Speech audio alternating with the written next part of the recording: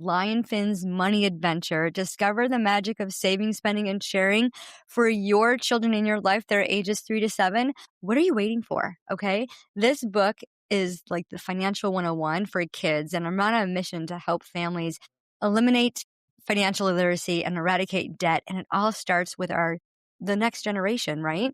So let's teach them way. It's a fun, adventurous story based on an ocean theme. And it's just a beautiful way to teach the basics of saving, spending, and sharing. So be sure to get your copy. You can go to Amazon.com to get your copy for your friends, family, children, whoever that is. If you're tired of feeling shame about past financial decisions, worried you'll never achieve financial stability, and ready for a clear plan to take control of your money and experience true financial freedom, you're in the right place. Hey, I'm Lisa, wealth activator, independent insurance broker, and your guide to rewriting your money story. I learned the secret to creating financial freedom and stability after divorce, and I'm ready to share it with you. If you're ready for steady, stress-free income, clarity with your money, and the confidence to spend without guilt, grab your favorite essential oil, take a deep breath, and let's sniff our way through the smell of money. So today we are spending some time with a wonderful speaker. She is not your typical CEO. She's a decorated U.S. Air Force Lieutenant Colonel who turned award-winning tech executive. She brings battlefield precision and boardroom credibility to every venture she touches. And her mission is to lead with purpose, influence for good, and scale innovations that make the world better. She is a senior partner at Silico Capital. Hopefully I said that correctly. And she doesn't deploy capital, she dives in. She works alongside teams to build cultures of excellence, guiding operations from the inside out to unlock growth and impact. And when you think about all the things that we get to do in this world, we all have an impact. So go ahead and grab something nice to drink and come join us for the next 15 minutes or so. And welcome Sara Blackmer to iDateMoney podcast. Thank you for your service. I love what you have done. I love your mission and the precision that you have in delivering it. So tell us the before, like where were you at before, what got you on this journey and where you're at now. Yeah, thanks, Lisa, for having me. I really appreciate it. Thank you for your kind introduction. It always, when you hear all of it together, makes me feel like I have a lot to live up to. I'm really not. I'm really not that cool. It sounds way better when you put it all together in one thing.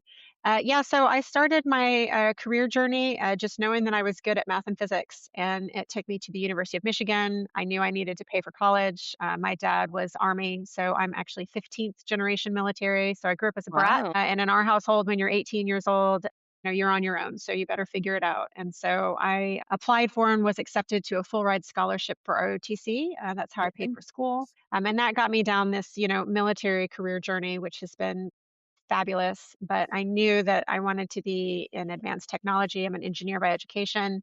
And so my career has sort of taken me on this journey where I lead and grow high performing teams that are accomplishing some mission that makes the world a better place, all focused around deploying advanced technology in really innovative ways.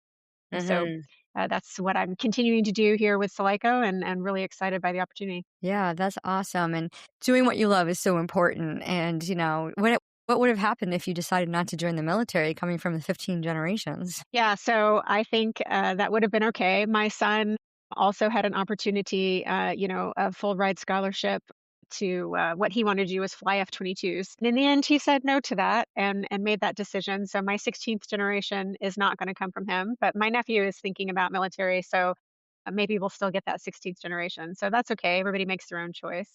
Yeah. For sure. But I will tell you that, it's interesting that you talk about doing what inspires you. I tell people when I have a chance how important it is to understand the kinds of things that motivate you or inspire you, and to, really double down or dive in on those, because those are the things that are going to continue to, make you jump out of bed and really help fulfill what you have in your life. And for me, there are three things. So the first is it has to be advanced technology in some way.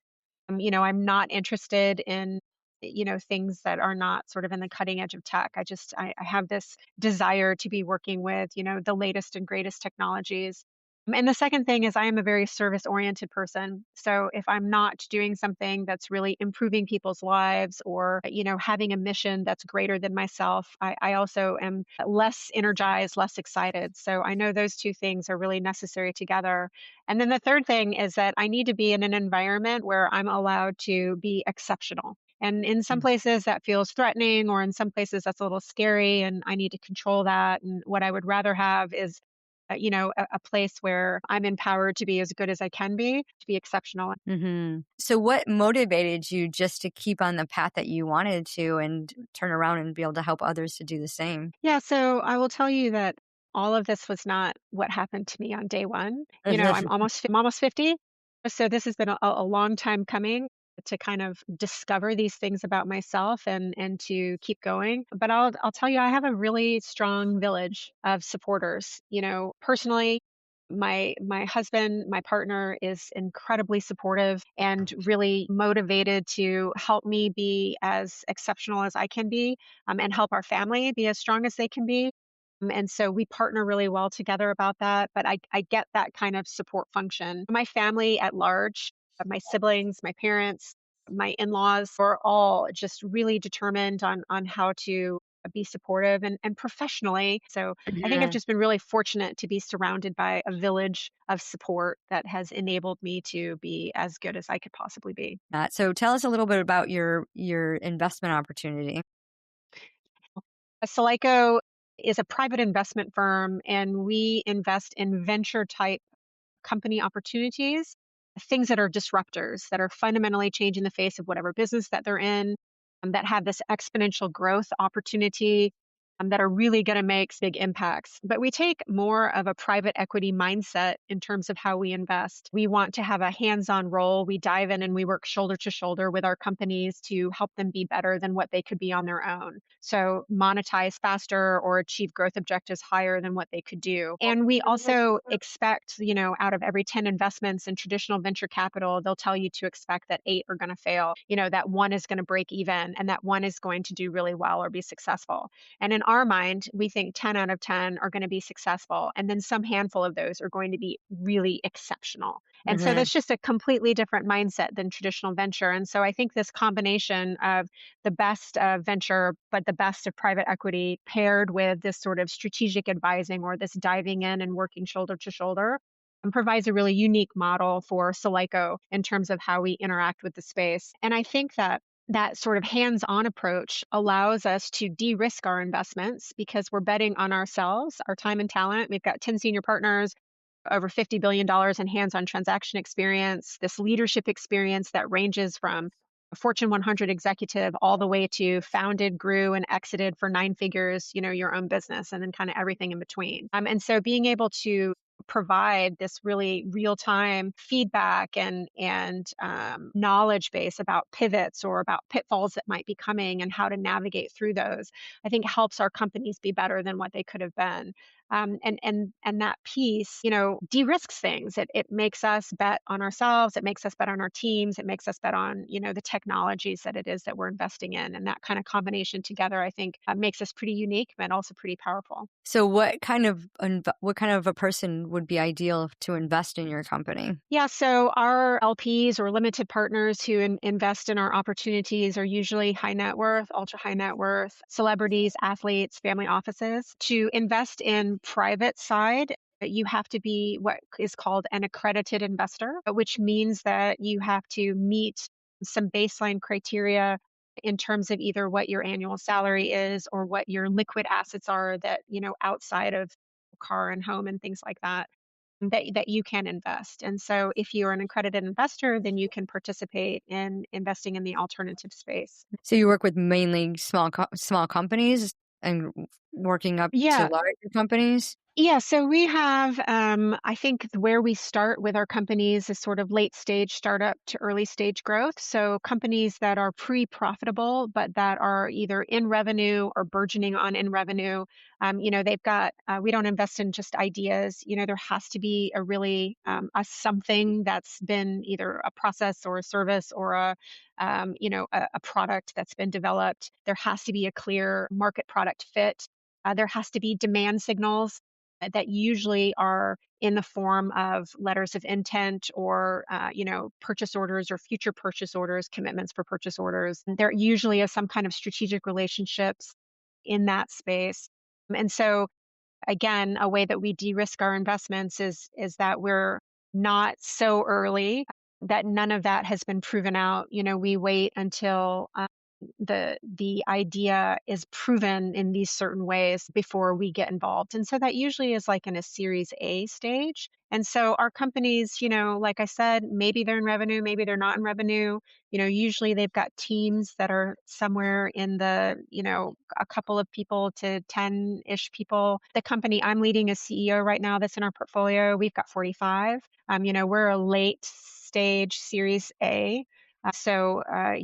We're expecting to have sort of this big exponential curve kind of hit us in the course of the next 12 to 24 months. So, really sort of excited by our stage. But yeah, our individual investors then, that either retail or institutional or family office, will invest in these companies alongside us through usually a special purpose vehicle that we set up to support each one of these individual companies. What are the tax advantages of that? The tax advantages of that. Well, I think that there are tax strategies that one can take relating to a balanced portfolio, related to a deferment of, when you basically use earnings that you may have made. On the venture side, usually there is a balance between what we call liquidity. So if you're investing in public markets and mutual funds or in ETFs, you usually have a fairly liquid portfolio, which means that if you needed to convert that to cash, at any time, you had an opportunity to do that. When you invest in alternative assets on the private side, you have a fairly illiquid portfolio, which means that it takes a minute for you to convert those things into cash. And in some time, you don't have any access to that for some period of time. In traditional venture, that hold period is usually somewhere between 10 and 12 years. For us, we ask for a hold period of 7 years on the private equity side. So when you're investing into these companies as being an equity owner, we also have some private credit opportunities, though. And the private credit is more liquid, where we've got terms that are, 12 or 24 or 36. And for those of you who don't know, private credit just means that you're basically providing loans to, on a private basis. Similarly to how a bank would do, that you basically are acting as the bank. And so you earn an interest rate for, the loan that you're providing to these companies. And then you also get that principal back. And sometimes, in addition to that, you also get some portion of what the equity is into, or an option to purchase some portion of the equity of that company is that you've provided this debt or this private credit to as well.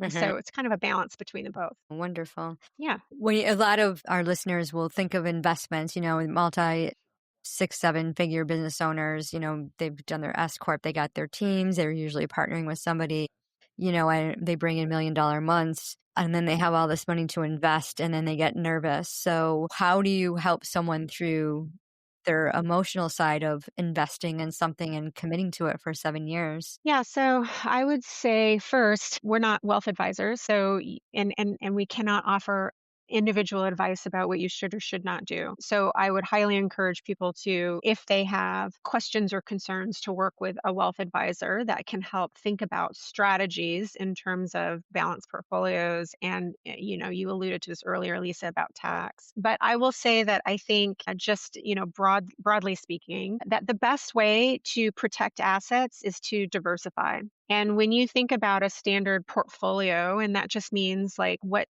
are all of the ways that you personally are investing, there should be balance across a multitude of different assets. So right now, almost all investors, I think it's like 95% of all people who are investing in any way are investing only in public markets, like only in mutual funds, only in ETFs. And sometimes those are funds of funds that actually combat each other in some really interesting ways, or offset each other in some ways that are not super productive, I don't think. So there are so much more to investing, though, than just investing in the public markets. And when you think about like a pie of your investments, maybe a quarter of that, should sit in what would be public markets, and maybe a quarter of that should sit in what's real estate, and maybe a quarter of that should sit in something that's like private markets, and then maybe a quarter of that should be really conservative assets like cash and bonds and things like that.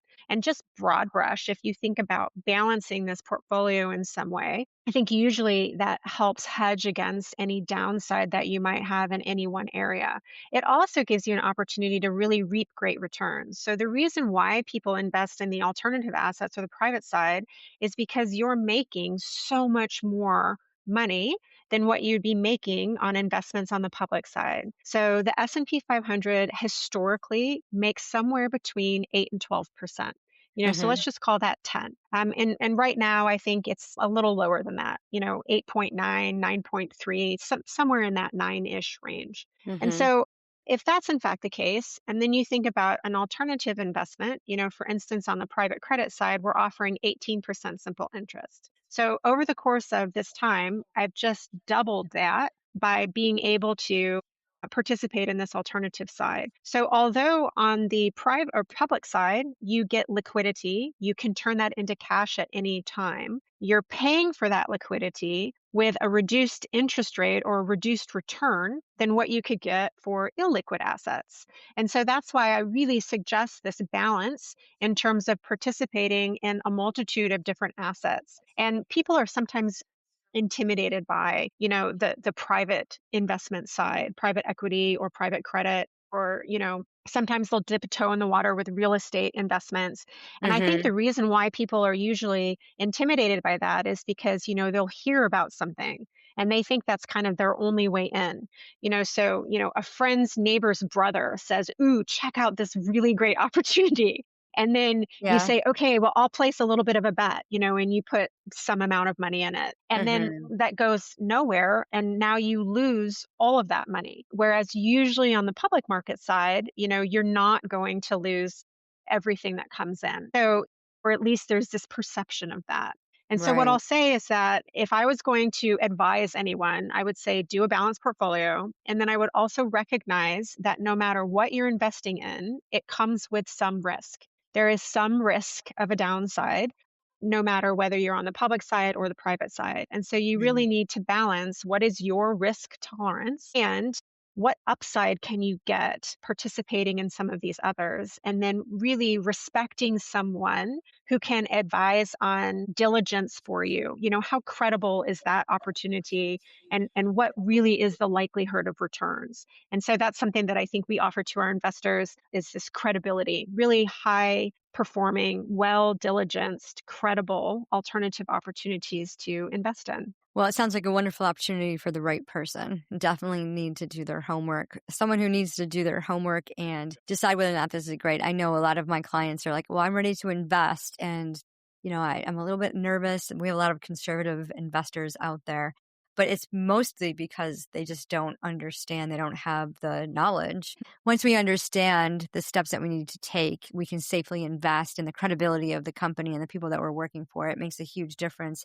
especially with average 10% ROI. I know I've had a lot of financial advisors on here who love to do full stock portfolios, and big gamble. I had a client who wanted to, there's a lot of day traders out there. They want to gamble every single day and, play the market and decide. And of course, we have our crypto lovers. And to me, like, that that is a high risk for a lot of people because it's like, well, what can go wrong with imaginary money?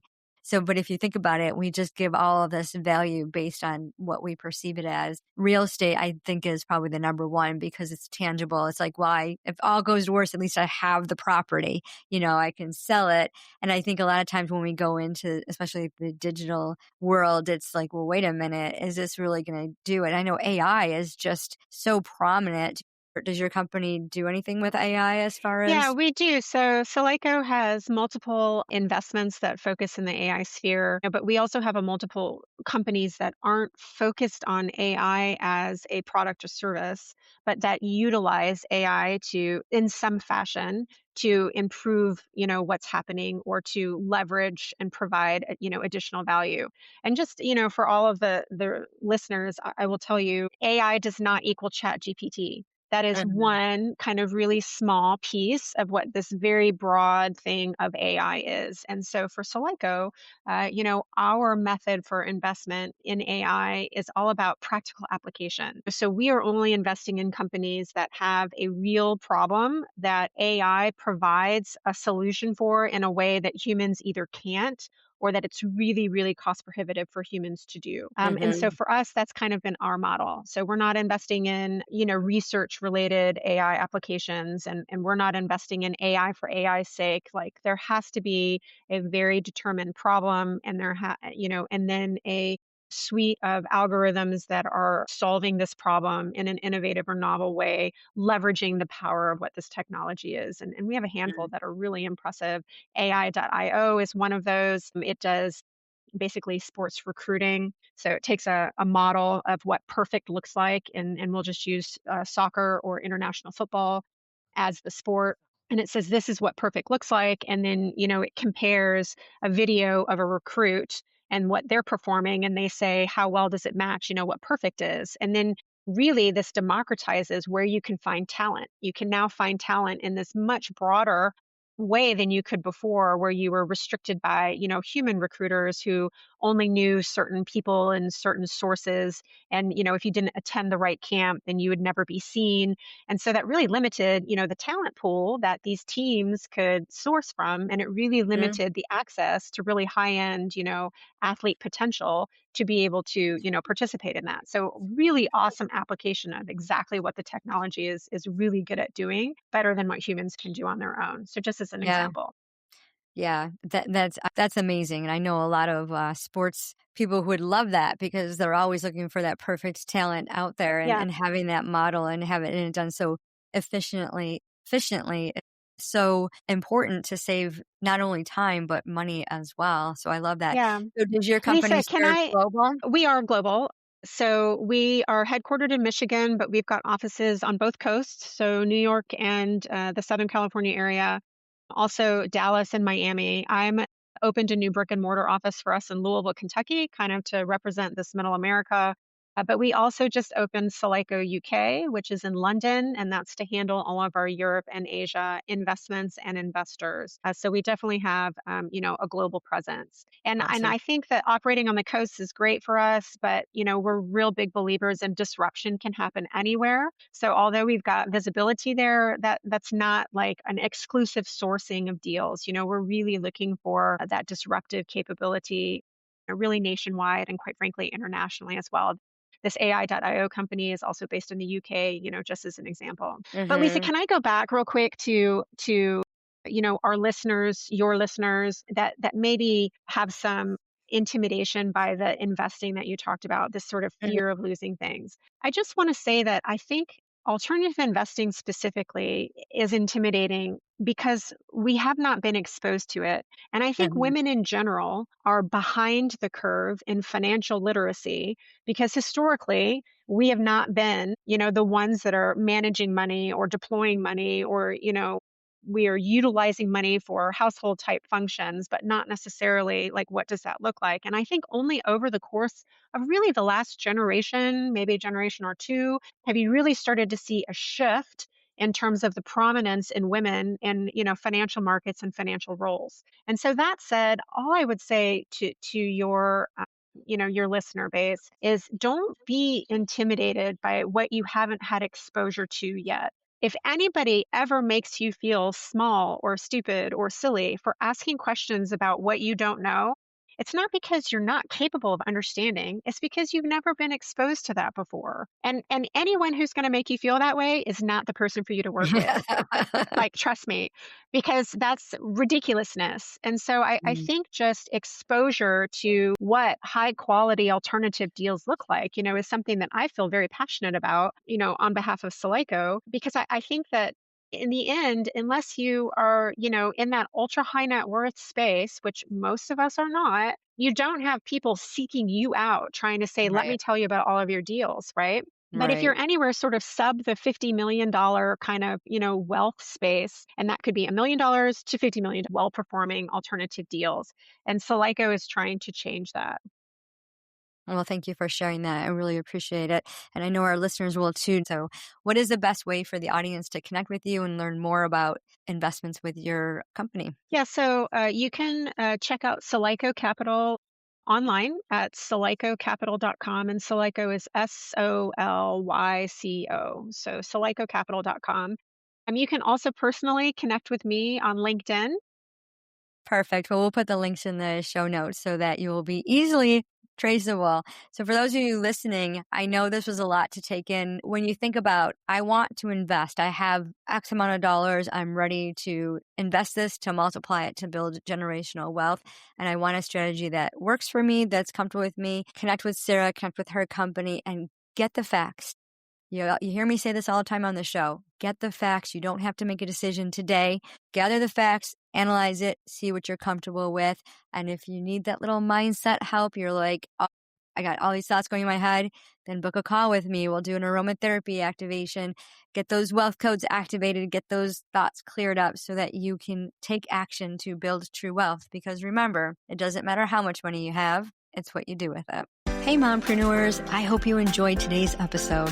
If so, please follow the show and share it with a friend who's rebuilding her finances after divorce. No spreadsheets, no restrictive budgets, only confidence to build financial freedom. Also, please drop a quick 5-star review so more moms starting over can find this. It lights me up to know this podcast is helping you. Inhale confidence, exhale scarcity.